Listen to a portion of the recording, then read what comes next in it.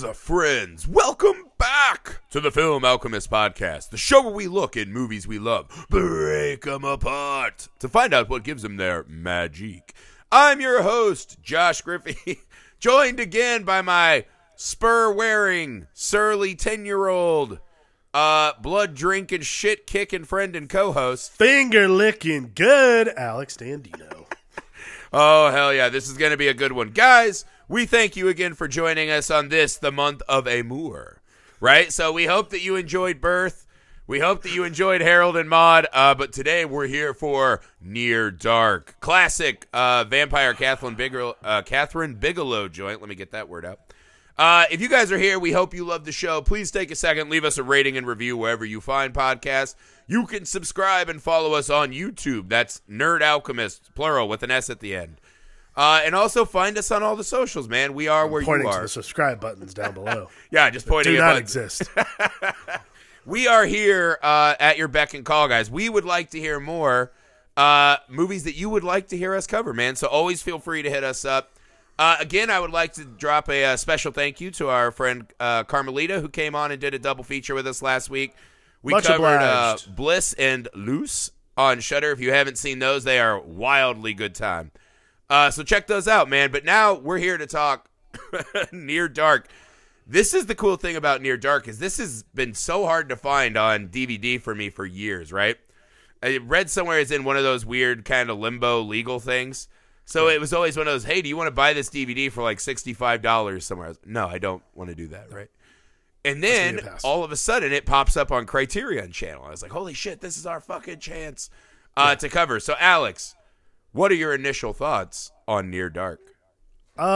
You know, it's interesting because, like, Near Dark's one of those, I'm not, like, a huge vampire movie guy. Like, I don't, like, seek it out a lot of the time. Right. But Near Dark was one of those that I saw a long time ago and always remembered Bill Paxton's performance from that movie particularly and then forgot that that was the movie that he was in that I was so enamored with. But again, like... on another watching, I realized Near Dark is one of the few vampire movies that doesn't like necessarily violate the rules, but also like is so much fun as this sort of Western chase movie, I guess. Yeah. Almost.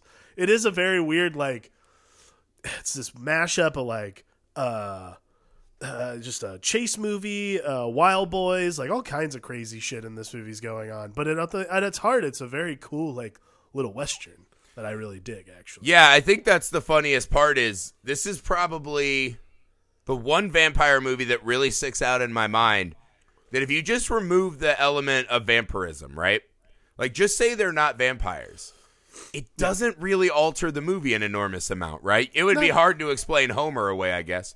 But other than that, you're like, this could just be a guy who falls in with the bad lot chasing a girl. I right? mean, Like, this could play equally natural-born killers. You could just take the vampirism out, and it doesn't fully change the movie. And normally that would bother me in a genre flick, but in this one, it doesn't at all. Yeah. There's a big chunk of this that actually reminds me of, and this is weird, Terrence Malick's Badlands. Yeah. Yeah. I mean, and again, like, it's very different and everything, and it's far less ethereal than I think Terrence Malick usually makes movies. But there is a huge chunk of that, like, sort of Bonnie and Clyde vibe throughout the movie that I really, really dig. And that's, like, probably the thing. Obviously, it's why we're putting it in the month of Amour. But that's probably the thing that I think is the only second most interesting, short of the actual acts of vampirism in the movie. And again, I don't seek out vampire movies. This is one of the few vampire movies, though, where I like am deeply engaged when vampirism becomes a thing.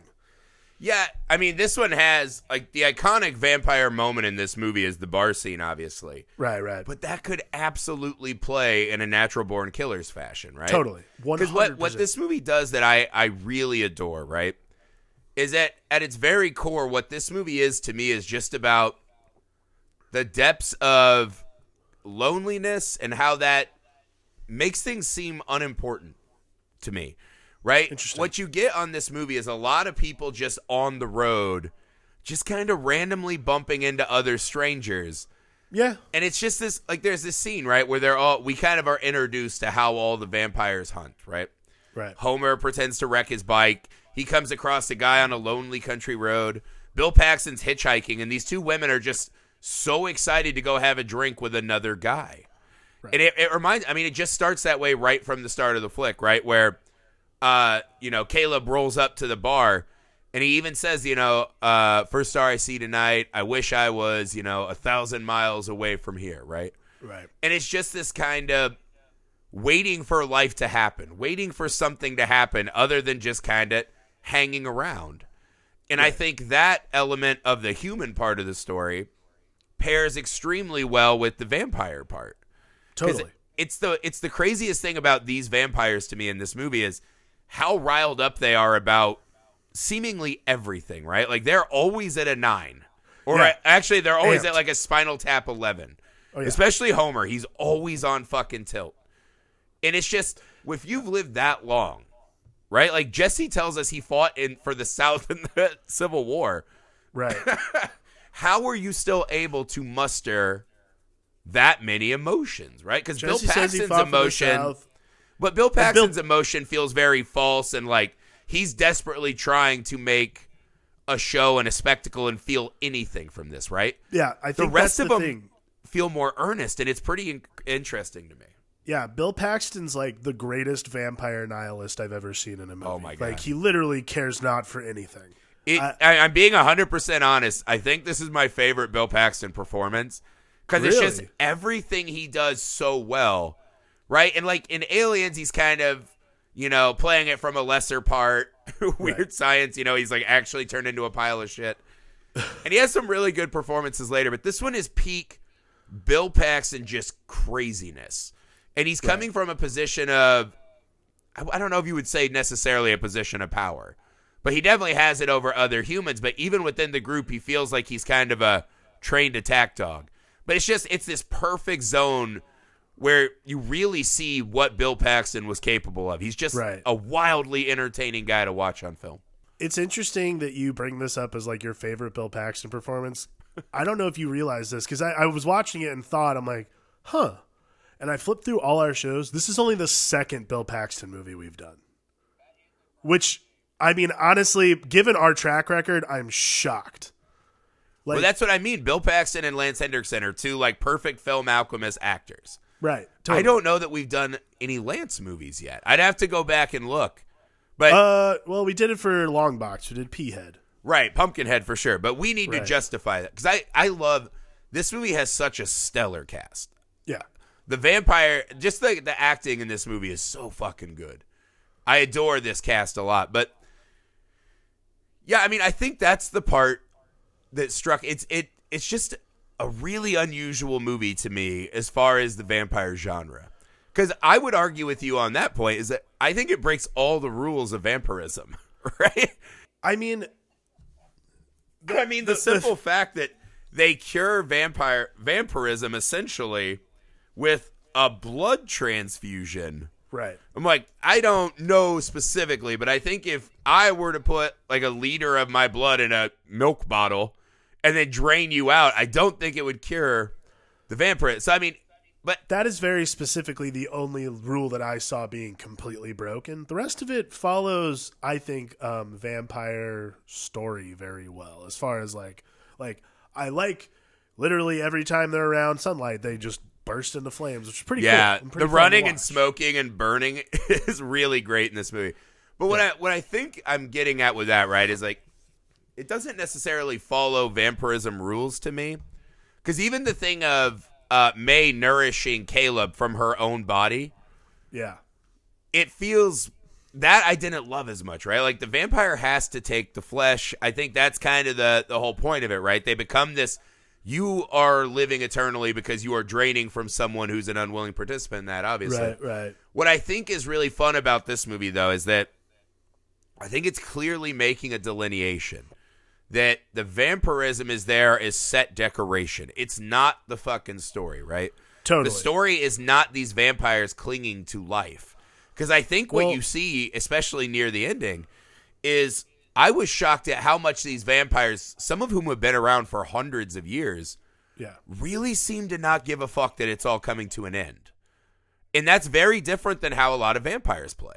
Right. I mean, I think that's what Catherine Bigelow does so well in this movie is like, I feel like if it was supposed to really be about vampires, like vampires is basically the hook to tell a story about loneliness like you were talking about. Because to me, vampires don't hang out in the West, especially in wide open places like that, because pretty much like as soon as the sun comes up, you're fucked. Like wherever you are, Just you're all there. sun every those John Huston or John Ford vistas, just fucking sunlight exactly. everywhere. Actually, that was something I noted too. Like in the first scene, like the morning after Adrian Pasdar's bitten, where he's running.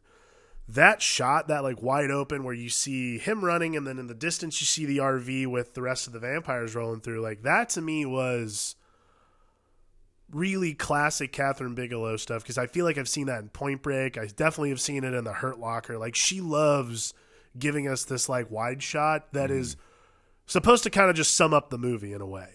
Like it's literally about a drifter, about someone drifting through and then catching up with people like-minded like him. Like that's to me something that I feel very comfortable from Catherine Bigelow's perspective when she makes those decisions as far as a director. I love that.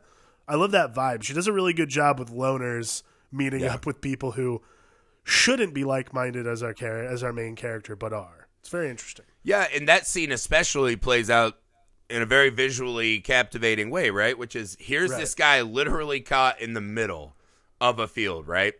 Trying, stumbling, struggling back to the life that he's known, his family. And here comes this other drifter. And it reminds me of, these two bullets passing on a battlefield, right? And, every now and again, there's this one image I've seen 100 times of the bullet that hits another bullet, right? And they're stuck together and make this X. And that's what this movie is to me, is just these people in this empty, lonely atmosphere where nothing is happening, there's no grandeur, and then this guy just happens to stumble into this adventure, as it were. Right. But that scene especially of him just trying to get back to his life, and he's just intercepted and caught. And then he's going on this, for a guy who seemingly feels so desperate to have some action, something going on, right? Here it is. And then watching his emotional struggle with, because that's the really fun part too I like about Caleb in this movie, is his ebb and flow, right? Because he's not just a guy who's like, I'm repulsed, you made me a vampire, for the whole movie. Right. You see constantly that Caleb is enamored with this, right? Right. How old are you, Jesse? When he's in the bar and he gets shot and he's not dead, you see him, holy shit. He thinks that's amazing. Right? My favorite moment of this with Caleb, right? My favorite Caleb moment in the whole movie is when the guy runs and dives out of the bar and Caleb has to go track him down. There's this great shot where he's standing over him, very powerful, picks him up. Yeah. He's holding him by the lapels, and you can just see him vibing that power. He's holding this helpless other man who's just struggling, and you can see the power coming through, right? He survived a gunshot. He's all amped up. And the guy just kind of weeps and says, like, please, please. And he recognizes that weakness. Yeah. And this is the moment where Caleb is most confronted with, damn, this is pretty cool. Damn, I've got May. This is kind of what I've always wanted in a weird, perverse way. Right. But he lets that motherfucker go and knows that he will face consequence for that. Right. And then to see him get right back into like, oh, I'll go get the van and be like a hero. The ebb and flow of Caleb in this, right, is that he really wants to bite the forbidden fruit, and he just manages to stay strong.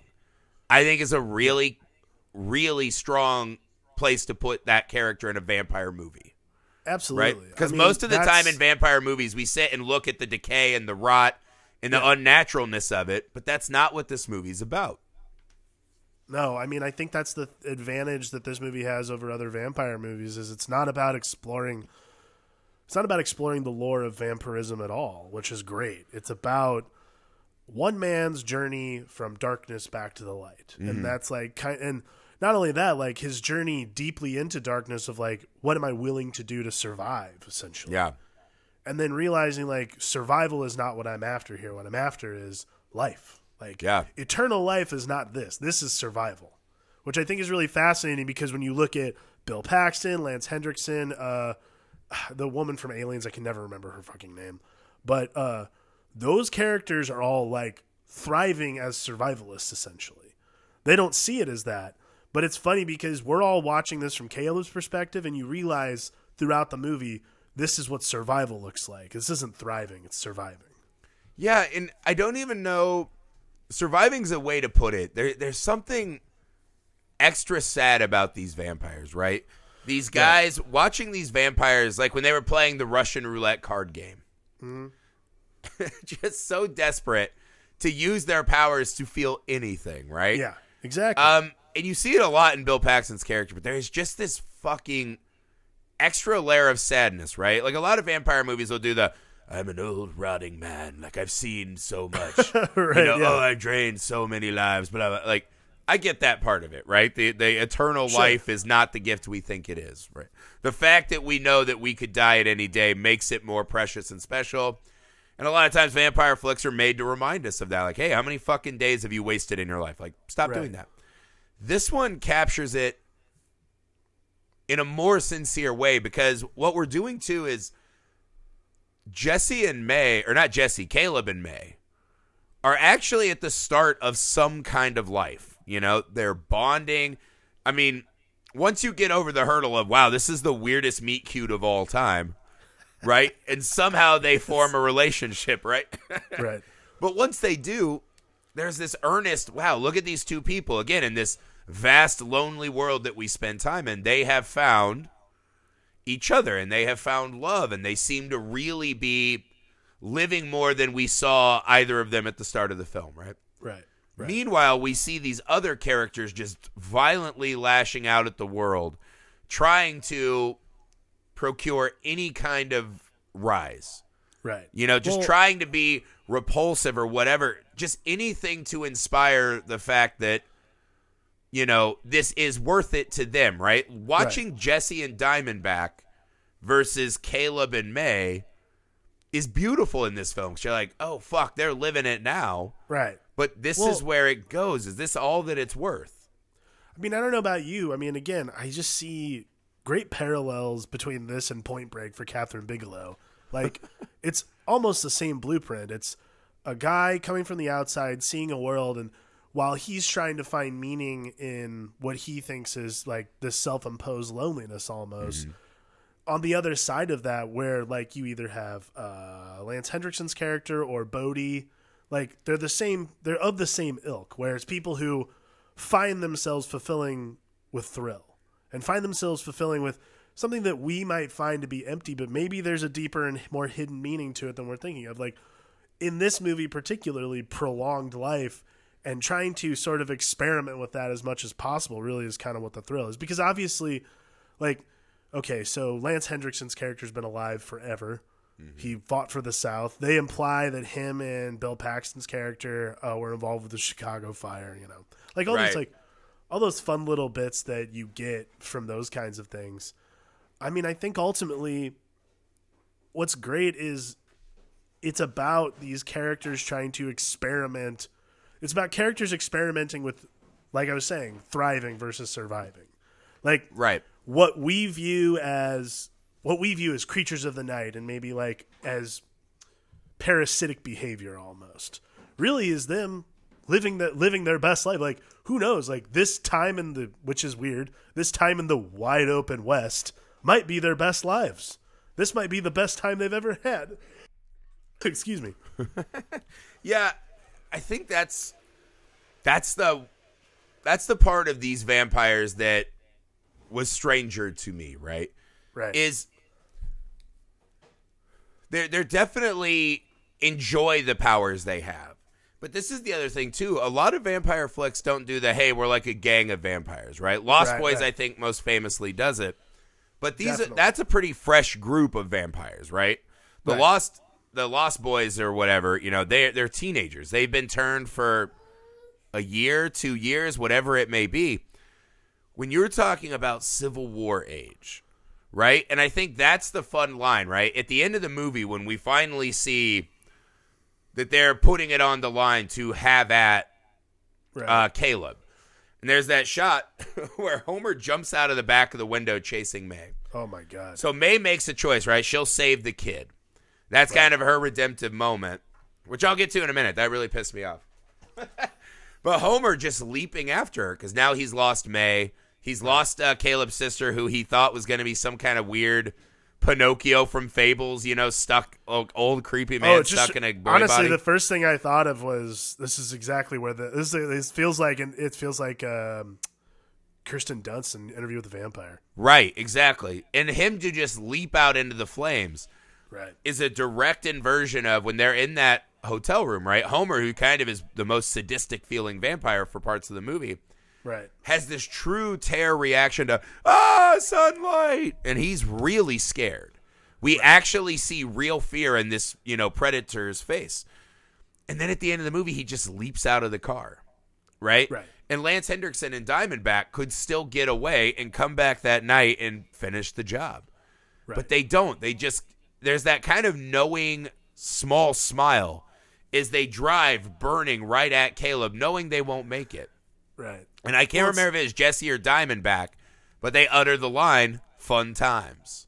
Yeah. There's a real, like, Thelma and Louise vibe between those two at the end of the movie. Yeah.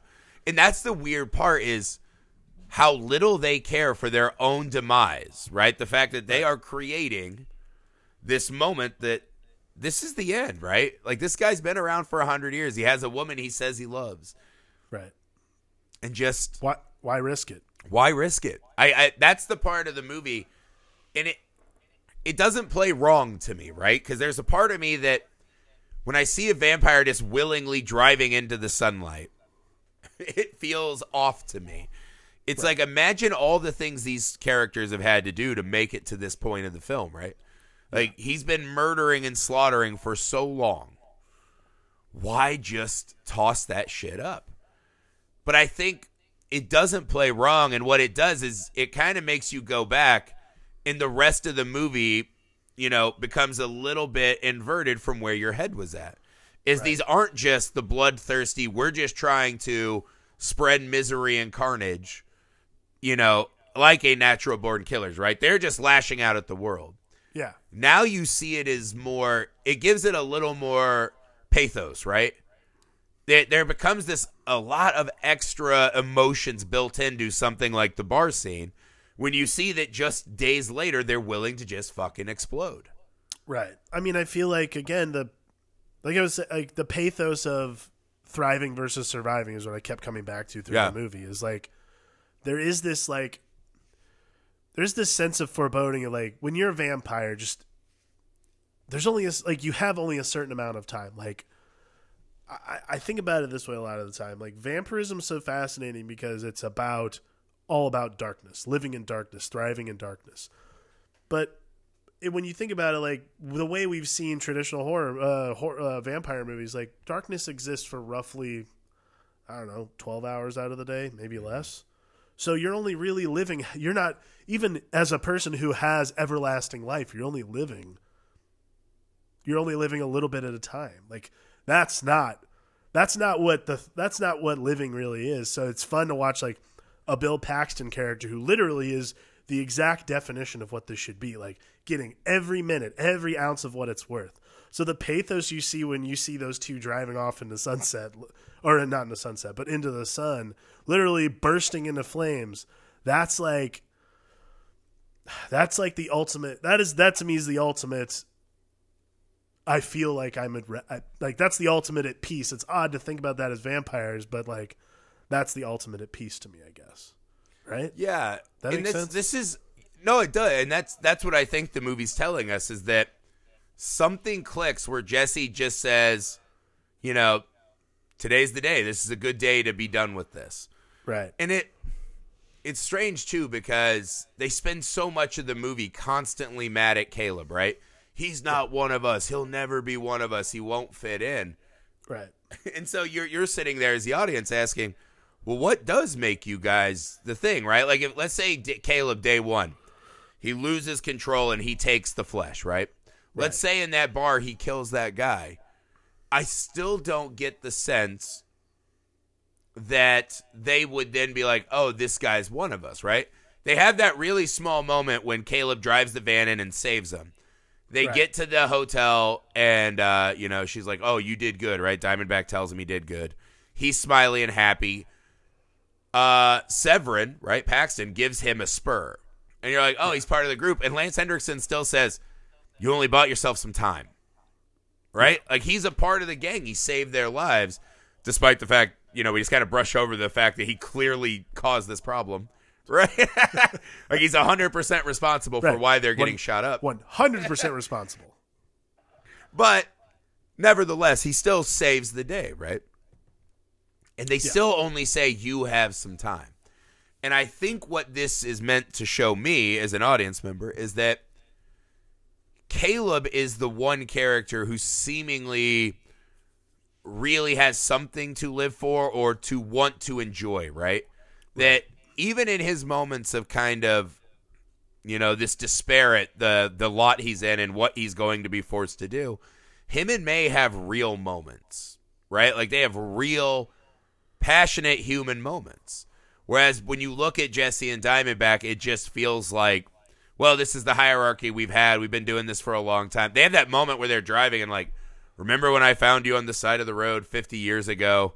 I don't know, he must have been driving like one of those clunky-ass Model Ts. I don't know what. He's like, remember when I lured you in and stole your life from you? And she's like, yeah, good times. And it's just, it feels worn and done, So the more you look at, and then once you see the ending, you think back, none of them are happy and enjoying this at all. Even Bill Paxton, I think, is constantly so theatrical, praying for the fight, praying for physical contact, hurt me, testing himself, but it doesn't feel like he's really, suckling a lot of joy from his existence. Right. Maybe he's the character. I'm sure a lot of people listening will disagree with me there. Like, oh, he's the one guy who's truly having fun. I just don't see. I think people like that are so over the top and in your face, that kind of stuff comes from a very desperate, please fucking see me, react to me, give me something. I mean, that's the truest darkness, Again, that's that level of insecurity. All like whenever you see that group of people, and there's the one guy who's the loudest and most obnoxious, and the one who's like, he's the saddest person. It's just he's cutting loose faster than the rest of them. But that guy, rest assured, he's the one who's like going through the worst of it. Well, he's the one who's just like, I will put so much out there so that you don't see what's going on kind of guy, right? Totally. I mean, like Homer's very upfront with it, right? Like, he introduces himself with a dick grab and is like, my name's Homer. Don't mispronounce it or else. And I was like, how the fuck do you mispronounce Homer? So I was like, that tells you there's a whole psychosis to him, period, right? Right. But those two are kind of our sadistic, like, baseline bad people. Right. Well, I mean, but I think that's what the movie, it sends you more towards Jesse and Diamondback versus May and Caleb. And you just see the flatness, just pure flatness of it. I mean, I feel like Severin's a great example of a character who's so desperate to live. Like, so in desperate need of preoccupation. Mm-hmm. And because he's sort of like, again, it's interesting. Like, it's funny you bring up like all these guys, like, because they all are kind of on their last leg. They're all done with this. Like, really, when you think about it, like, Severen would absolutely have let Caleb go should he like that whole scene with the truck trailer where he jackknifes it. Like, that whole bit is awesome for one, which is it's a great bit for the movie. But any right-minded vampire who who's been around the block probably would be like, you know what, fuck this. If he doesn't want to be part of it, it's better for us. We'll just fucking walk away from this. That's a guy right there who not only wants his revenge, but he also is like so desperate to live. Like, that's like that's the thrill kill for him right there. Yeah. Well, the whole ending, I think, is just telling you how done these guys are. Yeah, because one, they go back to granted, this is just telling you Caleb and his father, very, very low thinking level happening, right? Because they're just like, oh, we're back and we cured you of vampirism. No possible way they'll come back. Let's leave our windows open and leave our daughter out of our sights. Let's not sharpen steaks and buy some extra garlic. You know what I mean? They're just like, oh, it's all good. We got away. It's fine. We'll just wait till the sun comes directly from this house, but it's fine. They'll never come back. So that's kind of foolish. But just the fact that they steal the girl, to lure him back into town. I mean, just the fact that Severen lets him hit him with the truck. What are you proving? Do you really want to kill this guy and have revenge? Or is this something more? The hitting him with the truck is just like this, look at I'm all chewed up. I can feel something. That's how I pictured Severen in that moment. The moment when he's on the hood of the car, that says everything. He could jump up on that hood, bust through the window, and kill Caleb any moment. He could have killed him when he falls off the horse. He has him. There's no contest now that Caleb has no vampiric powers. But he wants him to see, look, nothing can get me. I am the most alive because I cannot die. But to me, all that is communicating is that there is nothing inside of this man or this creature, whatever. And I think that permeates a lot through the end of that movie, because perhaps seeing Severen go down like that just shows Jesse, right? Like, yeah, maybe this is all horse shit, man. Yeah. Oh, totally. Because he even has that line, right? He says, I taught Severen everything he knows, but not everything I know, which may be an allusion at, Severen felt bad. He doesn't know how bad this gets. Sure. Maybe it's not like I know I know Kung Fu, the Matrix moment. No. Maybe it's just like Severen doesn't even understand that it was never going to get better. No. I mean, I think that is a big separating factor for this movie to me. Is these vampires feel more human to me. Well, yeah, I mean, I think that it's the first time where I think you see the compounding knowledge of a vampire who's been around for centuries. It's much less about just knowing everything, because I feel like that's usually the give is you say vampires who've been alive for like hundreds of years, oh, they just know everything. Like that's always the bit. This is, that guy has seen like everything. Like imagine what that would do to you, knowing that A, you're not going to die, and also you've totally seen it all. Like, let's see, if you've been around since you fought for the South, that means A, you lost the Civil War. So you started out as a vampire losing the Civil War. They don't say that he was a vampire when he fought. Right. But he definitely survived the Civil War. So you must assume at some point he saw the end of it all. Then he got up saw through a lot of War fucking death, yeah. World War I, World War II. This movie takes place in the 80s, so he got through Vietnam, like the whole bit. And granted, I don't know if Lance Henriksen, I don't know if that's a good point. I don't know if Jesse looks young enough to be drafted, but nevertheless, wow. Like, this guy's seen a lot of terrible has shit. Like that great face. You could just like get a headshot of Lance Henriksen and tell me anything, right? Also, occupation, by the way, age, whatever, and I'd just be like, yeah, that tracks. Also, by the way, I just realized this. If he fought for the South, he also lived through civil rights, so he totally was like, damn it, we lost twice. That's been his burden. He sees Caleb, he's like, another Yankee oppressor. Another Yankee oppressor is coming to take my girl. That's what this movie's about. It's really a Civil War metaphor. That's all it is.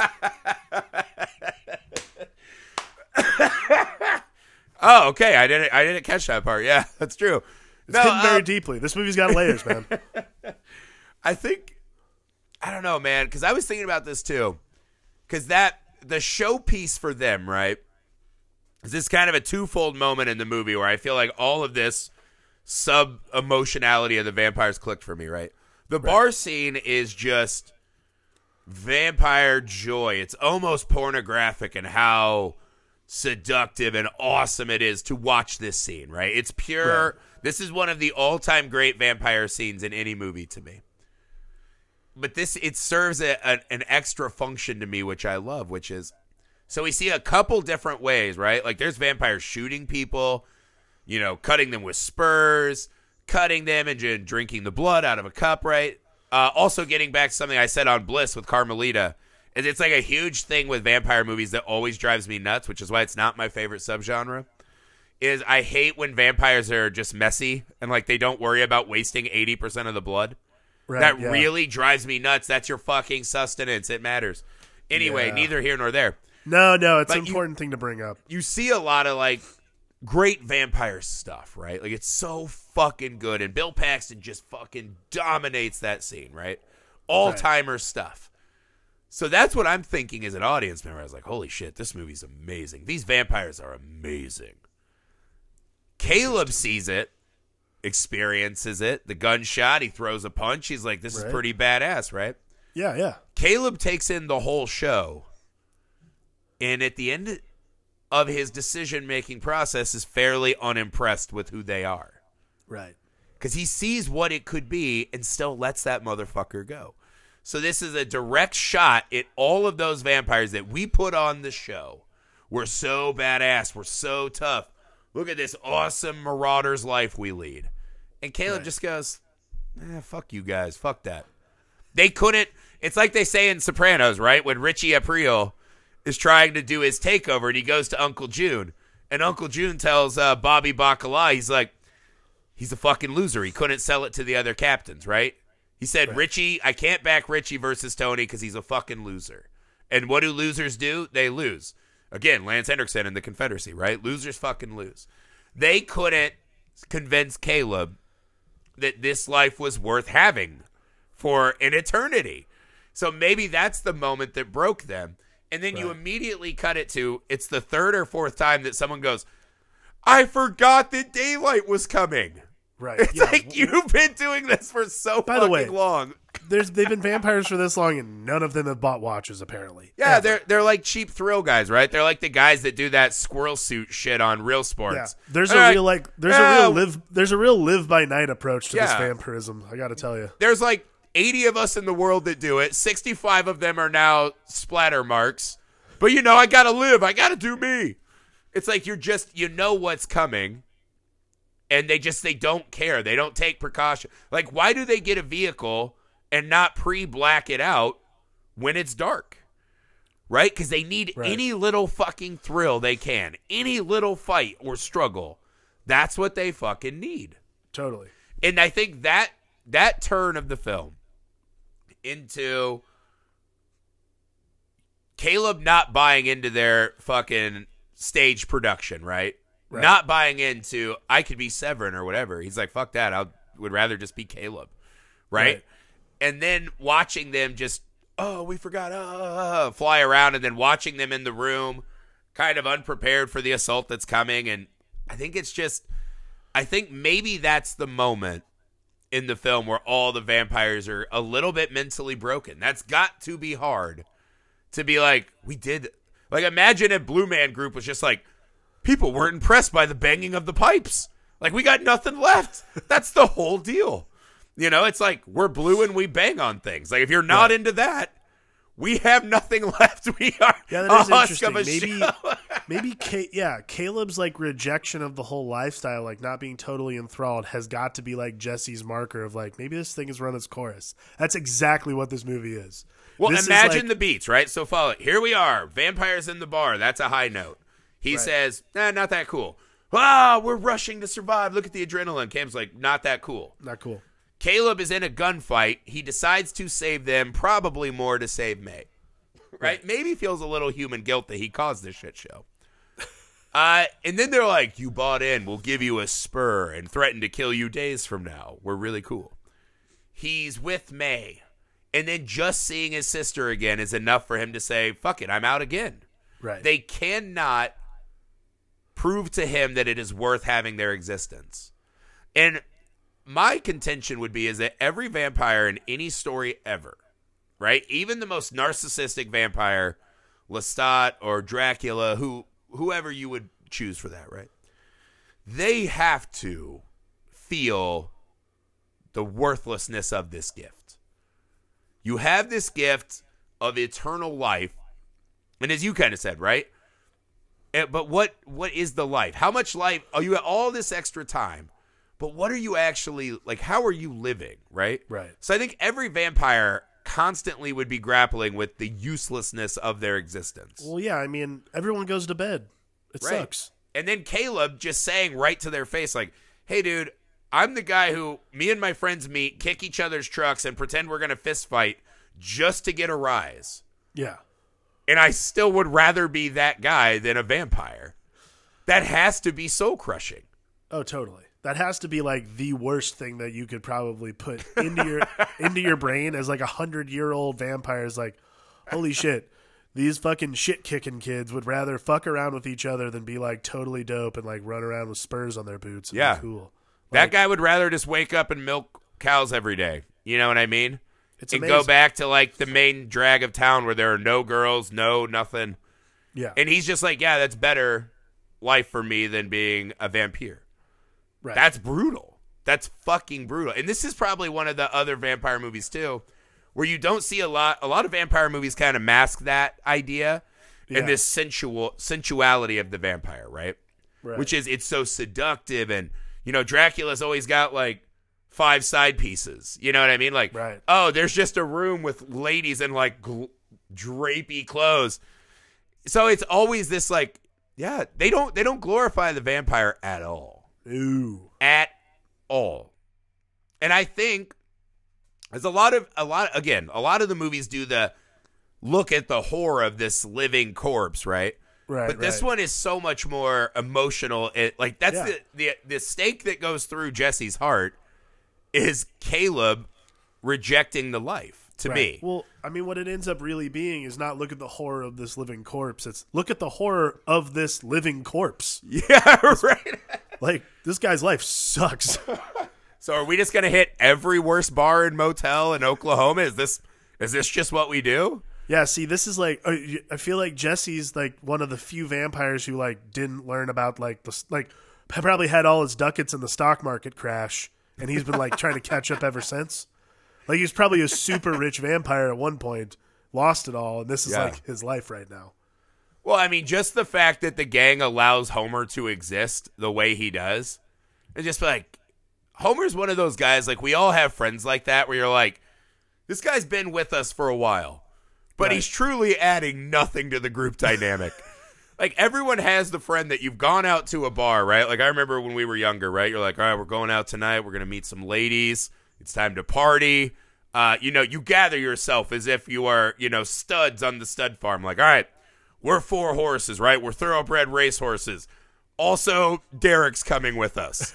You know, not great, but let's disguise him with, like, you know, that horse dancing that Mitt Romney's wife does. And whatever. Exactly. Little dressage. Yeah, it's some dressage, right? And then if you actually start talking to a girl, you see Derek coming and you're like, I'm not really that good of friends with this guy. Bear with me, right? You already are telling the people you're meeting, like, Derek is with us, but not with us. You know? Well, Derek's and that's like Homer, and that's another just one of these. The state of this vampire group is so sad.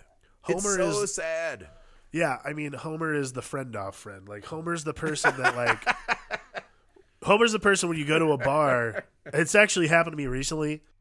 In a bar in Austin, one of my friends friend offed somebody to me, and I was like, "That's masterful," because I know that he was probably annoying the bejesus out of you all night, and it just became like my thing, and I was like, "This is my Homer." Not at that moment, but I realized now when I was like, "This is the Homer. This is the Homer. I'm dealing with it." Yeah, no, I think that to me is what is masterful about Near Dark is that. It is a horror movie. The vampire scenes are very good, right? Yeah. The bar scene is excellent. The luring people in, right? Her drinking. The scene in the movie that probably sticks with me the most, that I really think about a lot, is when they're with the truck driver who's explaining how to stop the truck, right? Right. He's kind of jonesing. He gets out of the truck. He doesn't want to do it. You know? The guy follows him out like, hey, I want to be a good truck driver and make sure you're not like sick or die. May attacks him. Caleb won't drink the blood, but is by proxy drinking the blood of the murdered people through May. Right. And there's this really small moment, right, where May pulls back and almost looks at him in horror, like, oh my God, what have I done to this guy? Right? And she goes, you could have killed me. And he's just laying back on the ground, and his reaction to that is this just really unusually timed smile. He just smiles back at her as the storm is kind of settling in, right? There's thunder. Right. And so there is this weird, there's so much happening in that exchange, right? The May being horrified at what she did, him laughing in her face like, oh, I could kill you. Right. Also, like, maybe that is what I want. There's just a lot happening. I think that's a perfect microcosm for Near Dark. Agreed. I'm actually really glad you brought this up, too, because this has some of my all-time favorite cutaways as metaphors for the movie, which is they're in an oil derrick scene, like they're in an oil derrick, and as he's eating, they keep cutting back and forth between that and the derrick, and I'm like, oh my god, like that's like the best '80s like cutaway B-roll bit ever. Is just like, get that oil derrick. It's the metaphor for what she is for him. Like that, I was like, that's just great. I love that. That scene is a microcosm, but also one of my all-time favorite cutaways. Like, here's the metaphor. Enjoy it.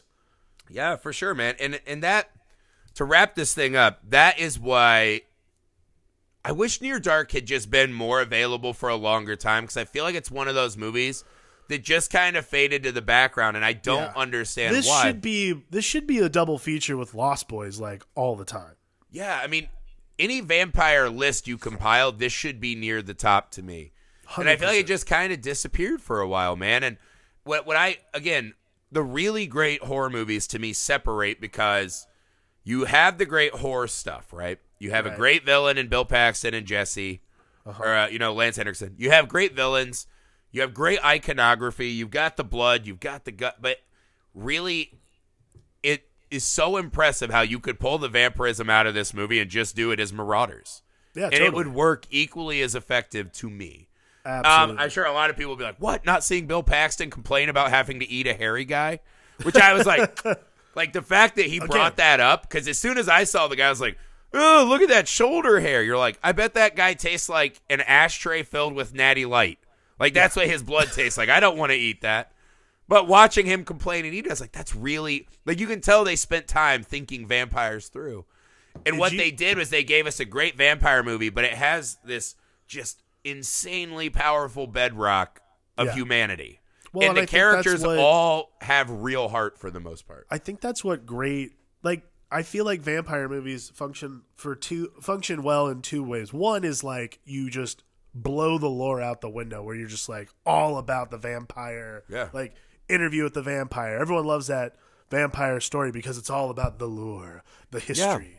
Or you do what Near Dark does, which is, yes, Bedrock, a movie about loneliness and drifting through this life and trying to find meaning. Yeah. And then you pepper in the supernatural on top, and it becomes a much better movie it becomes a much better movie with the sum of its parts. Yeah.